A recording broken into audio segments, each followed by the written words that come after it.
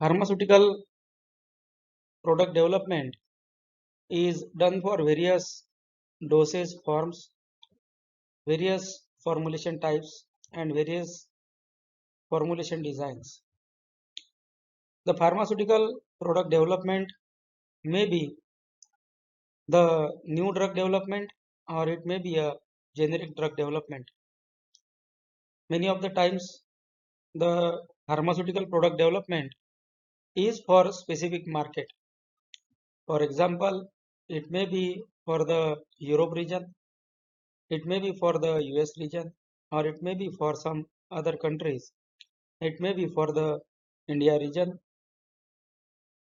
And pharmaceutical product development involves the various regulatory compliance, compliance to the quality guidelines, compliance to the country specific guidelines. The pharmaceutical products are required to be safe, effective, and meeting the quality parameters as required by the regulatory agencies. The pharmaceutical product development can be done for various markets at a time, and then it can be called as global product development. Sometimes the product is developed for one market and then the product is extended to the another market. So this is regarding the pharmaceutical product development. I welcome all the viewers to this video, and in this video we are going to learn regarding different markets and how we can develop the global formulation. Harmonization strategy for multiple markets. If you are working onto a formulation and if you are developing a product for multiple markets, then you need to understand the guidelines for the formulation R&D, guidelines for the quality, guidelines for the bioequivalence, and guidelines for the stability. So generally ICH guidelines are followed for product development, stability, and the quality. Then the pharmacopoeial compliance is required for the raw materials like USP, PHUR, BP, IP, or GP. Pharmacopoeial compliance is required as per the target markets.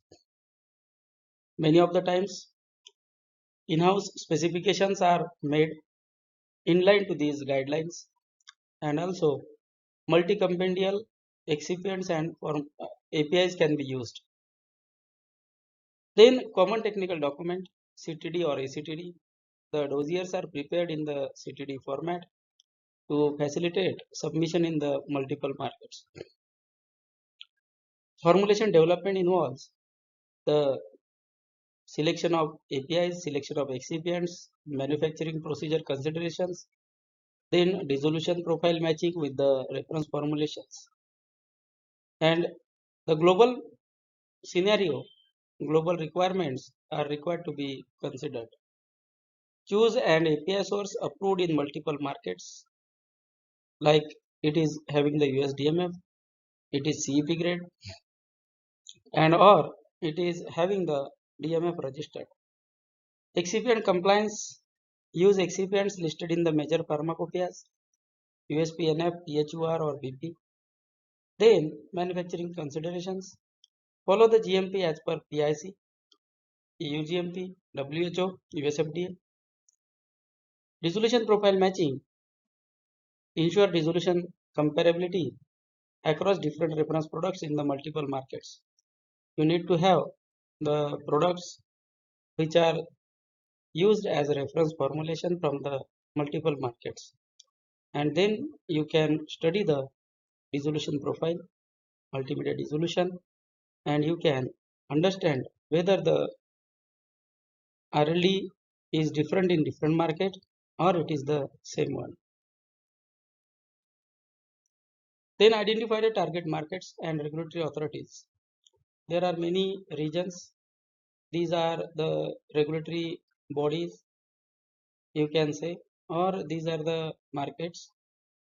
And if you are working on two different markets at a time, you need to understand the requirements of these specific regulatory authorities for stability, manufacturing, documentation, bioequivalence, and the related quality attributes.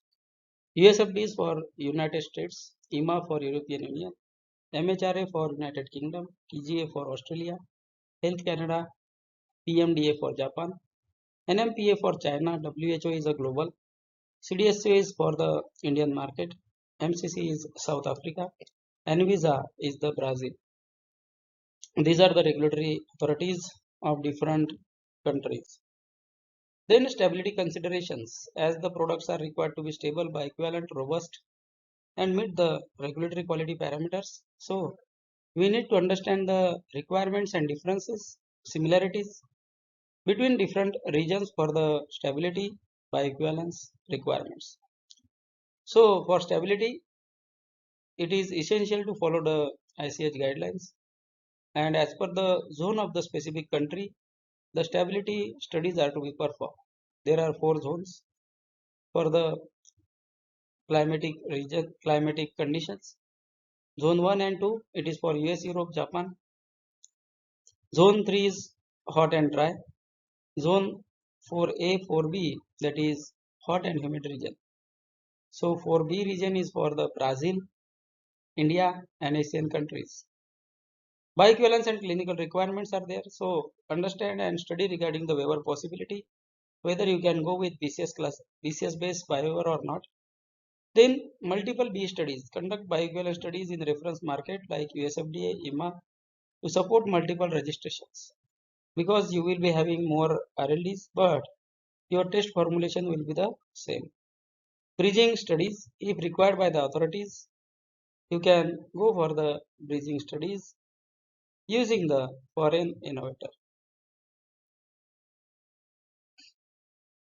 Regulatory documentation and filing strategy. So global dossier is required to be prepared.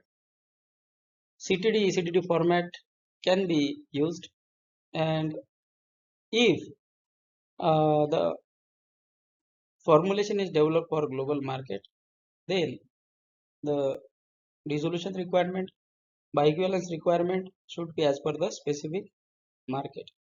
Risk assessment and market specific requirements to be considered. For example, China, local clinical study is often required. For Japan, stability data is required, and the study for bioequivalence may be on the Japanese patients. Similar it is for the Brazil also. For Europe, different variations are there for filing, like decentralized procedure, MRP, for marketing authorization. Latin America and Asian, local dossier format variations may exist as per the country. Pharmacovigilance and post-approval commitment should be as per the SCH guidelines.